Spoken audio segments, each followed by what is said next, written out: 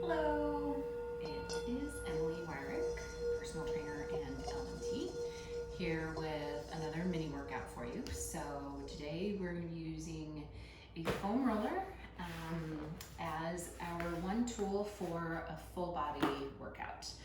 And it should be something that's relatively stiff like this. If you're using one that's the white, softer foam cell, you might not be quite as good for you. So something that's stiff like this, and that's this size as well. You will need a full-size foam roller. So let's go ahead and get started. We're gonna start with our lower body first. So we're gonna do a bridge movement on the foam roller. So we get started by laying down on your back and placing the foam roller under your heels, not under the balls of your foot and not on the arches. It's pretty important. The other thing to make sure is to make sure that roller is even. And then when your heel is on the foam roller, you also want to make sure that you're not hyper engaging your calf muscles, either by flexing your toes up or by pointing your toes down. You want to keep a relatively neutral foot here. And then our arms are on the ground, shoulders back down and together. They can be a stabilizer, but what they shouldn't be doing is pushing you up. So definitely don't want to have this pushing motion from the arms. And then all we're going to do is start to tuck our tailbone under, feel our lower back, press into the floor, and then squeeze our glutes, push into our heels, and press up. And that is 1 rep. We're going to do a set of 10. 2, 3, 4, 5, 6, 7, 8, 9, and 10. You'll notice that as I do these reps, I'm doing them with an even effort. I'm not arching my back. I'm not just popping up at the top and getting a full extension of my hips as much as my body is going to allow at the top, and I'm holding that for just a moment. So you'll be doing 3 sets of 10 of those. That is your lower body. That's going to be working your glutes, your hamstrings. It's going to work your calves a little bit, but you should be feeling it in your glutes and hamstrings. All right, so our next movement is a push-up, and you have a couple of options here.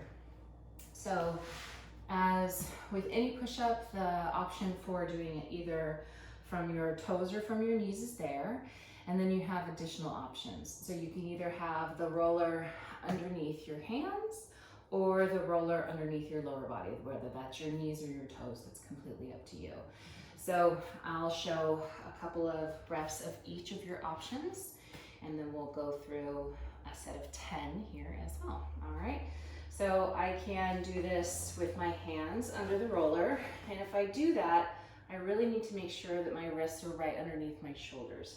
So I don't want my hips up and I don't want my shoulders back. So it's a really glute squeeze position, straight down, straight up. Cool thing about this is that roller goes back and forth a little bit. So it really creates this need for being strong and locked in through the core. It's pretty cool. The other option is, of course, from my toes. And so I'm on the roller with my toes, and my hands are on the floor just like usual, and I'm doing that push up there. And also, of course, put this under my knees, and then I can do my push up there. So it's a different pull of effort with each individual position. It's really about what you feel is best for you. So today, the one that felt best for me was going with my hands on the roller. If you have 2 rollers, you can always try one under your hands and one under your lower body. Just saying, it can be fun sometimes. All right, so you're gonna get yourself set, placed, find your position, and 10 reps here, down and up, making sure to touch the chest to the floor and lock the elbows out with each rep. 5, 6, 7, 8, 9, and 10.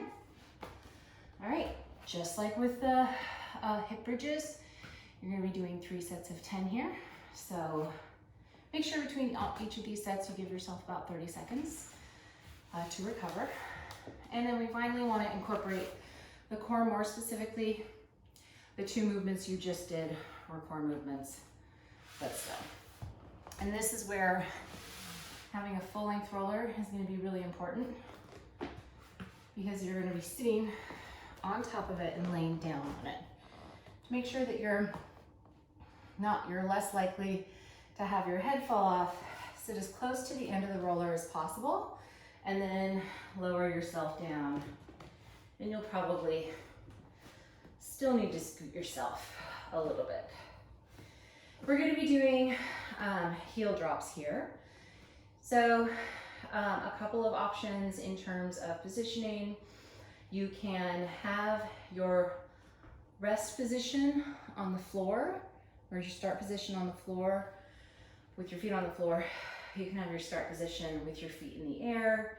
You can keep one leg on the floor before you lift the other leg, or you can change position one at a time. If you want to increase your effort level, you can do both legs at the same time. If you really want to increase your level, you can do your straight legs. And of course, the arms are going to give you more and more stability.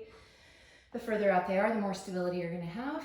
The further or the closer in you are, the less stability. If you take your hands off the floor, it's going to give you less. And then eventually it can be fun to practice this movement with no hands on the floor. But we're going to start with them about halfway between all the way out and all the way in. And then for me today, the one leg at a time feels good. So I'm going to slowly drop my heel to the floor and bring it back up, and then drop my other heel to the floor and bring it back up. So my engagement in my core here, I'm trying to create a neutral spine. So I want to make sure that there's a little bit of space between my lumbar spine and the roller. And in order to do that, I have to really pull my belly button in without engaging my spinal flexors. I don't want to tuck my pelvis. I don't want to round my lower back. And so a cue that I use for that is, it's like someone just walked past that you want to impress, and you're wearing, like, you're not wearing a shirt, or you're in a bikini, or you're on the beach, right? You want to impress. You want to make the front side of your tummy smaller without like pushing out the backside. All right, aesthetics, right? I always lead the way. So we're going to do 2 per side if I'm doing alternating. So we're going to do 20 total. I'm going to drop a heel down and bring it back up. And that's 2, 3, 4, 5, 6, 7, 8, 9, 10, 10 more each side. Sorry, 10 more total.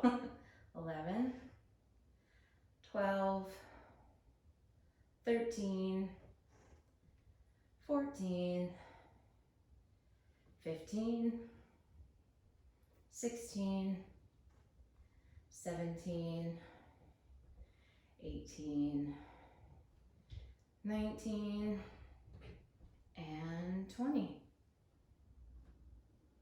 All right, so if you're doing one leg at a time, you're doing 20 total. If you're doing both legs at the same time, you're doing 10. And so that is your foam roller workout. Lots of other exercises you can do, but that's a great way to just incorporate all parts of your body, and to change things up a little bit to make it a little more exciting for you. So enjoy, incorporate this into other workouts or do this on its own, just as a little like take a 10-minute break during your day and get your body moving and working. I hope you have a happy, healthy day, and I will see you next time. Take care.